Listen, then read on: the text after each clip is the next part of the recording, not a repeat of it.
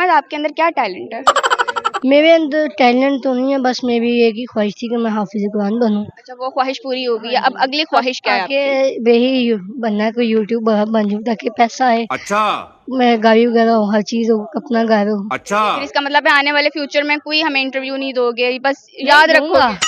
खुद इंशाल्लाह। पास आओगे इनके नहीं? नहीं आऊंगा। चलो, मुझे और मेरी टीम को पूरी याद रखना है आपने, ठीक है? शक्लें वार्ड से इंशाल्लाह देख लो। मैं देखूंगी। अच्छा, मदरसे में का सफर कैसा रहा? कितने अरसे में हिफ्ज किया आपने? मुझे लगता है आपकी उम्र काफी छोटी है, और मदरसे का एक्सपीरियंस और सबसे ज्यादा मार किस बात पे पड़ी है? सबक पे। सबक पे पड़ी हाँ है। जी, सबक वो तो याद मेरे नहीं ख्याल होता से था सबको पड़ती है। तो 3-3 दिन सबक याद नहीं होता था मुझे।